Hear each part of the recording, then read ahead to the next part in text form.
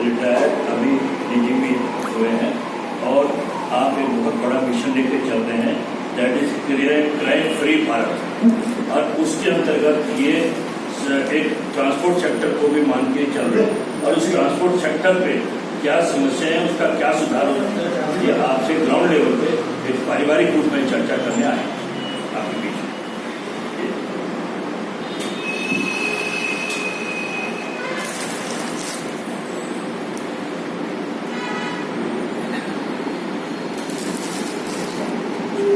देखिए, एक तो आपको ये समझना चाहिए कि मैं एक पुलिस ऑफिसर हूँ, राइट। अभी recently as a DG police reform Madhya Pradesh retire हुआ हूँ। वैसे मैं यहाँ रायपुर इंजीनियरिंग कॉलेज, उसको अभी NIT रायपुर कह रहे हैं, यहाँ से मैंने BE मैकेनिकल इंजीनियरिंग किया था और मेरी पहली पोस्टिंग भी जो है वो रायपुर में किया। ASP प्रोफेशनल रायपुर का एरिया हमारा बहुत बदल गया है, लेकिन सब घूमा हुआ है।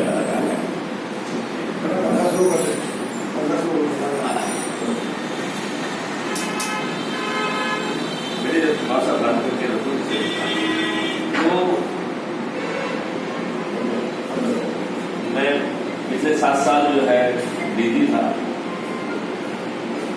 मैं IG काश्मीर जो है ऑपरेशंस काश्मीर भी रहा हूँ, DIG गढ़वाल भी रहा हूँ, ठीक है ना। और मेरा ये मानना है कि देश के साथ फ्रॉड हुआ है। जिसको आप आजादी कह रहे हैं, वो आजादी तो दूर दूर तक आई नहीं। और मैं ये मेकआउट कर सकता हूँ कि आप में से बहुत सारे लोग तो पाकिस्तान से भी यहाँ पे आए हो। आप लोग आए कोई? अच्छा, आप नहीं आए, लेकिन आप लोगों को ज्यादा नजदीक से वो सब चीजें मालूम है। और बेसिकली 17 जुलाई 1947 में एक एक्ट पारित हुआ था, जिसको इंडियन इंडिपेंडेंस एक्ट कहते हैं। ये ब्रिटिश पार्लियामेंट ने पारित किया, इसके तहत आपको डोमिनियन स्टेटस दिया गया था।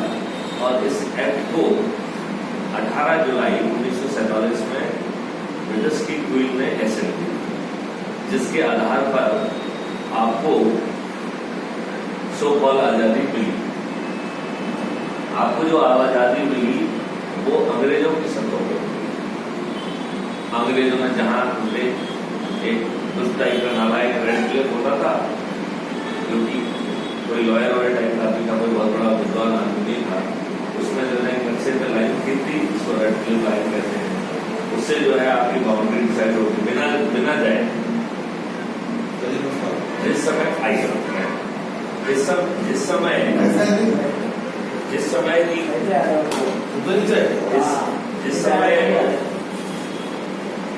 ब्रिटिश सरकार बहुत ज्यादा डरी हुई थी,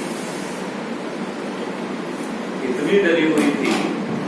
देखिए, आपने क्या देखा ब्रिटिश सरकार में कि हमेशा थोड़ी सी भी गलती हो और वो फांसी में चढ़ा देते, चाहे सरदार भगत सिंह हो या कोई भी हो।